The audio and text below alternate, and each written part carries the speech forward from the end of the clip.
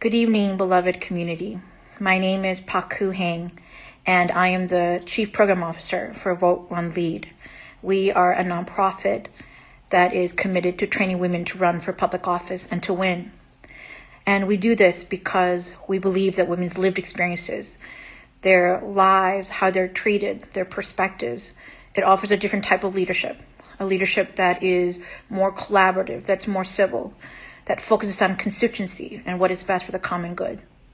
And we're not just amplifying and affirming any type of women, but we are especially supporting radical, intersectional, feminist, and anti-racist leaders. This morning at 9 o'clock, we began having conversations with our leaders in Minneapolis who have been heartbroken by the tragedy this past week. In our final session, we have an amazing leader who is the Congresswoman from the 5th District, which encompasses Minneapolis. But she's been a leader and an activist and community organizer for many, many years, even before she was put into Congress. And so at this moment, I want to invite Congresswoman Ilhan Omar to join us. And if we can just stand by for a second.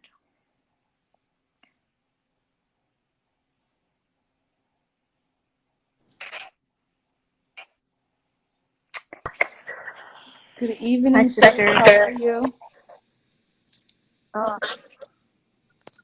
it's so good to see your face, Ilhan. No, I wanted to start. I'm hanging in there. I think a lot of us are. My heart is weary, but I'm hanging in there. But I wanted to start off because I just saw a video, and I'm sorry, I'm so emotional. I just saw a video of the intersection of 38th and Chicago. And today what they did is they wrote down the names of all the people who have been killed at the hands of police officer. And it took an entire block. And I just keep thinking about how that is sacred grounds, you know. So thank you so much for being with us tonight. I know that you are very busy, and I so appreciate you taking time. Ilhan, for many of you who don't know, I've known Ilhan for a really, really long time, and you've always been an activist. You've always been, it says here, Pakou, please turn off communications. Ilhan, can you hear me? Okay, let's see here.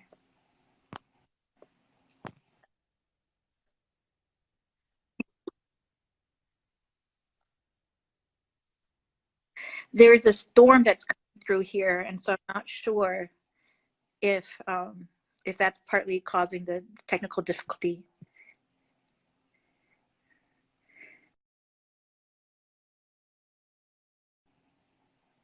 Oops. Okay, she's going to join us. I think she's going to join us again.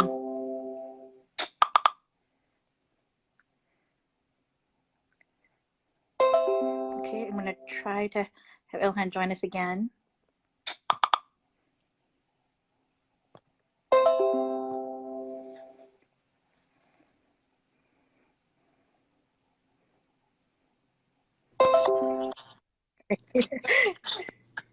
Let's try it again. okay, is it better now? It's much better, thank you. So I mean that I appreciate you mentioning the memorial site. You know, last night I was there, and just to see all of those names really, you know, centers you right to why the outrage really is happening in our community. Not only did we watch the life get choked out of George Floyd, but we've been here time and time again. So our sadness, our anger, our frustration, our understanding that not only will justice be delayed, but justice will be denied, is one that's real. And I've seen so many people show up and get really upset when people say, the cop has been arrested who killed George Floyd. Progress will happen. Why are you still out here? Why still the outrage? Why still the outcry? And, people don't really understand that for our community, this happens too often. And I just came from speaking with young people who are eagerly trying to get the police and their brutality out of our schools, because that should be a space where you feel safe and you feel nurtured and you are there to holistically be cared for. And and there are people who still don't get how a community that has been brutalized for so long is rejecting our normal notions of what it means to have police around, and how, when we think about safety, thinking about the police is not really what makes you feel safe. Is it's the police sometimes that you need to be safe from. Exactly. And so it is a very hard time. It's a very challenging time, and it's going to require all of us to really reimagine many of our systems, not just to rebuild them, but to reimagine them, because we can't just really reform and embellish what's there. We have to go back to the drawing board and think about a different system that really recognizes our humanity, recognizes our life's worth, recognizes our place in community, and really is not only investing in one aspect, but holistically investing in all aspects of our society. So true. And if, oh, can you guys hear me? Now, honey, it reminds me how in Hmong culture, um, it's the women who protect the body, right, at a funeral, and it's the women who like hold the space. And I'm thinking about you and so many of our women public leaders who are holding space for that grief. And I'm wondering, and I apologize, I know there's an echo. I'm not sure where it's coming from. I don't know. It's all bad service. I've been running around all day. Didn't really think about finding a proper space. I got in here 5 seconds before I was supposed to go live, and my service is really bad, but we'll make it work. We'll make it work. I wanted to ask you, so many of the women, you are holding space for people's anguish, but also their hopes and dreams. And I'm wondering if you can share with us any stories that you have seen or heard as you're touring, as you're talking to the activists, the young people. Are there any stories that give you hope, or that surprise you? Yeah, I mean that's the aspect of community we often forget, right? Yeah, that's true in the Hmong culture, that is true in the Somali culture, but that's true in all of our cultures. The women are the backbone of society. We are the ones that hold all the pain, where all the joy is, where all the work lives in, and it's funny we laugh about that because it is not something that is recognized, right? Like it's something that is sort of dismissed. And the weight of that really sometimes is something that drowns us, and I'm so glad that we are now living in a different space where people are collectively paying attention to that pain and that weight, and their self-care is a thing. Holding each other accountable to that self-care is a thing. So many of my friends, so many organizers in Minneapolis are texting me, asking me, what are you doing for self-care? How are you taking care of yourself? Because they know, like, the anguish that I feel as myself is multiplied by the anguish that I feel for every single person in the community that is hurting. Because we are a vessel, right, for all of that pain. Our empathy is great, and and you know, to see the way in which women are showing up in our community, you know, young women, queer women, Yeah. women of color, is really amazing. Last night I was in North Minneapolis because, as you know, prioritizing safety for our communities Yeah. really isn't a priority for law enforcement, right? Terrorizing us might be sometimes, but prioritizing our safety isn't. And so North Minneapolis has been neglected, and the community is showing up to protect it and care for it. And so Lindsay, who is the head of the NAACP, Right. set up a community patrol center Right. in the heart of North Minneapolis, and I went and I visited with her, you know, and as we sat having a conversation about what her needs were in trying to provide security for the community, you know, someone came in who had someone broke into her space, others took care of it, but she was then off to worrying about how do you get a ride for this person, you know, can we pack a dinner for this person? I mean, and that's the story of the people in our community, right? Not only are we protecting them, but we are also worrying about their own well-being. Like, are they being fed? Do they have a ride? Are they drinking water? Are they getting enough sleep? Yeah. And I know you got a chance to chat today with Commissioner Angela Conley and Vice President, City Council Vice President Andrea Jenkins, Yeah. but they have put in a request to put a barrier around the memorial because they understand this needs to be a sacred space.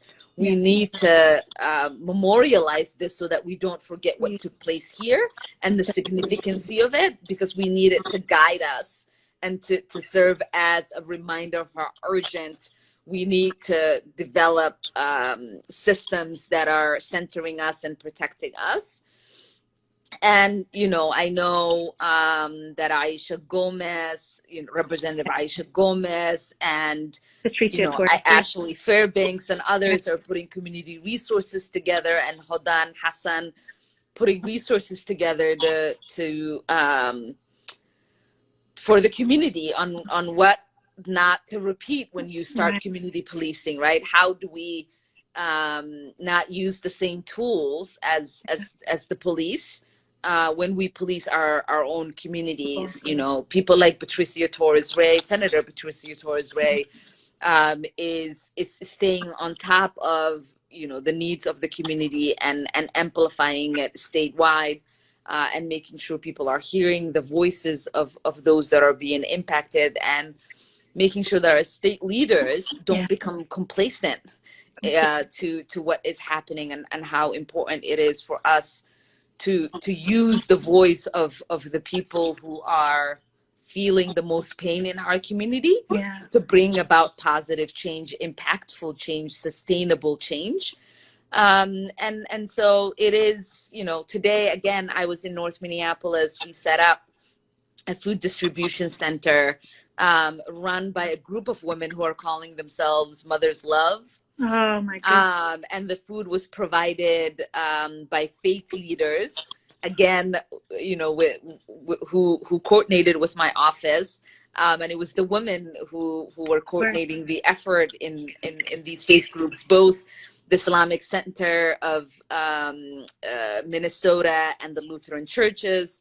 And so it is really just an outpouring of support, of focus, of you know, righteous anger, and it is the women who are grounding us Yeah. in the actions that need to take place, and how we pace ourselves and sustain ourselves as we embark on what will be a very long process to not only getting justice for George Floyd, but getting justice for all of our communities that have been impacted by police brutality and racism.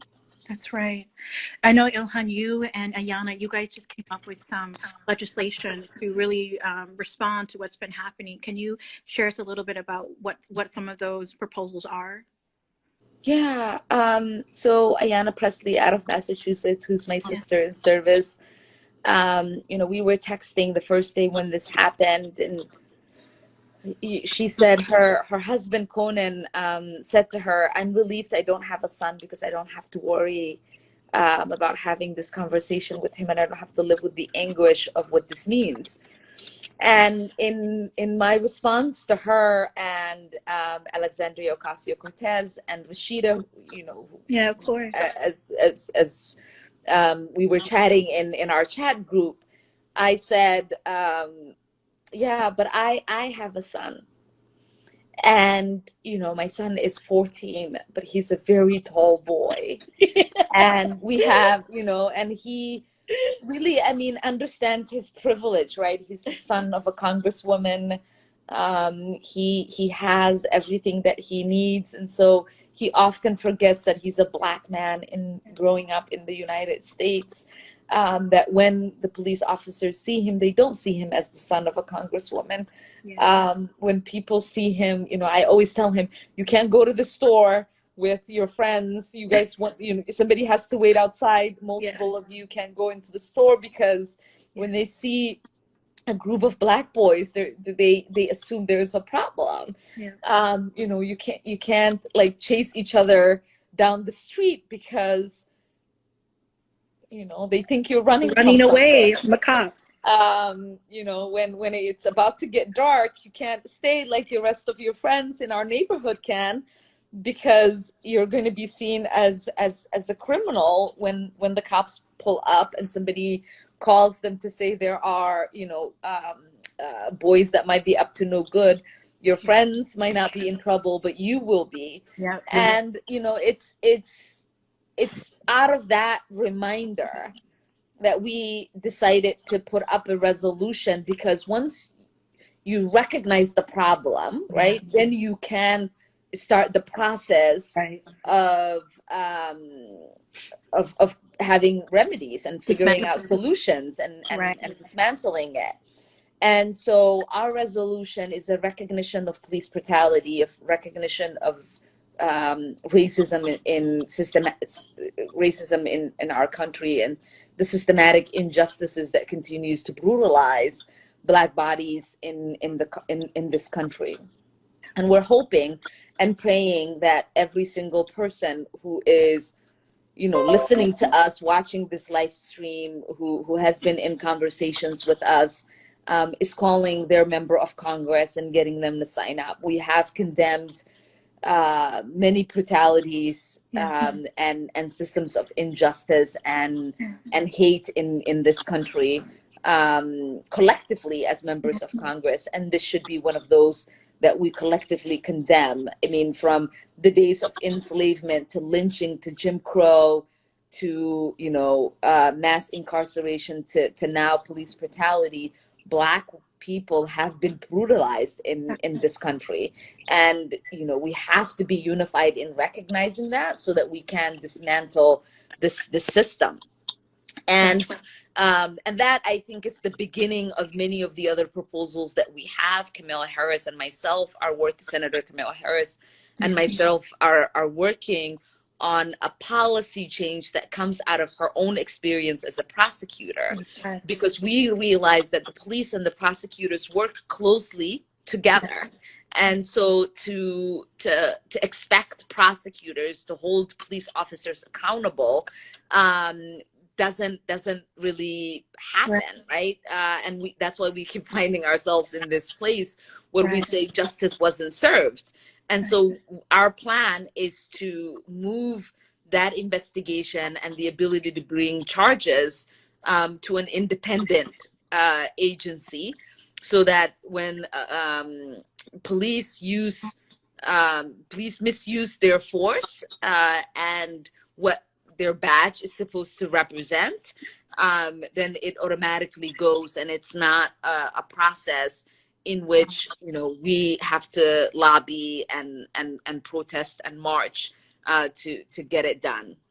There's also many policies that are being put forth and will be debated not hopefully, will be debated Right. in the next couple of weeks that speak to excessive force, that deal with the militarization of our police, that deal with the kind of resource allocation that happens, the transfer of weaponry from the military to our local police force, the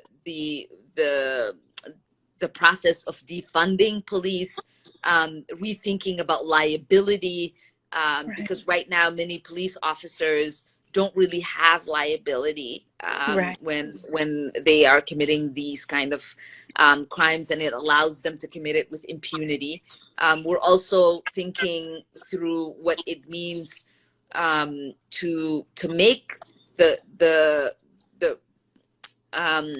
the wrongful lawsuits and that money to not come out of the pockets of taxpayers, Right. because they're not responsible for Right. these actions.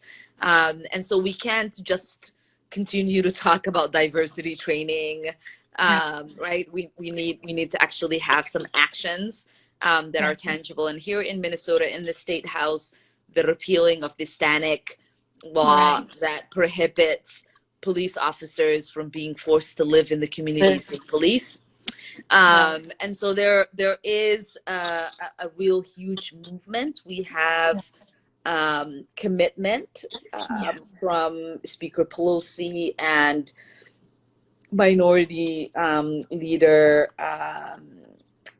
Chuck Schumer, that once the Congressional Black Caucus puts Yes. together the priority of lists, that the priority of bills that they have, that those bills would then be put forth and be debated and moved. And we are unified as the Black Caucus around this issue, and we're going to move on it. That sounds fantastic, Ilhan. And I'm wondering, I know that you're very busy, so I'm just going to ask you one more question. Does it feel different? You know, you and I have been friends for such a long time. We've been through so many of these tragedies, and I'm wondering in this moment, where you're standing, does it feel different? You know that saying that what is it? The straw that broke the camel's back. Yeah. You know, I think we have had the public health crisis of 1918. Right. We've had the riots of 68. Yeah. We have had you The know, depression many, of yeah, the yeah. you know, we right, the Great Depression. Yeah. None of those things have happened cumulatively in the span of few months. 3 months. Yeah. And so now we have all of the kind of atrocities that our country has survived Yeah. over the time happening cumulatively in one period. And it's allowing us, it's giving us the opportunity to really rethink the whole system. Yeah. Because, you know, if you're having a public health crisis, you think about strengthening your public health infrastructures. Yeah. When you're having riots in the streets and there is an economic and social neglect, you address that. And we did that with the 68 riots, right? With housing and other reforms that took place. With the Great Depression, it was jobs. And, you know, we put together all of these social programs that helped create stability and the creation of jobs in our system. And so now we have to do all of those three things at once, and really think about the intersectionality of all three and how they impact, you know, the people in our country, and how do we really reimagine a system that truly is just, that is inclusive, that recognizes the humanity and dignity of all of us, that uplifts the communities that have been left behind for so long, that allows for true justice to exist. And that is going to look like, right, small business investments. That's going to look like investment in housing. You know, it's going to look like investment in economic revitalization for our communities. Is going to look like healthcare for all of us, and it's going to look like a criminal justice system that recognizes humanity and centers justice within it. And I, you know, feel fortunate to have the opportunity really to serve in this particular time. You know, I was talking to one of my colleagues, and she said, I feel so bad for those of you who are freshmen this cycle, because, you know, from government shutdown to impeachment to pandemic to an economic crisis, and now to unrest, you all don't even get to breathe and learn really what, you know, learn the ropes. And I said, I feel like there's a reason we were chosen for this moment, because we were ready to be the voice for those that have felt like they have been living in,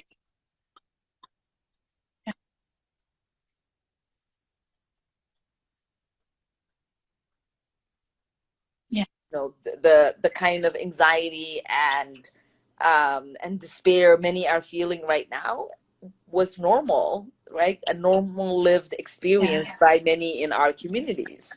And many of us who are now elected have those lived experiences. This is something we have clear fluency in.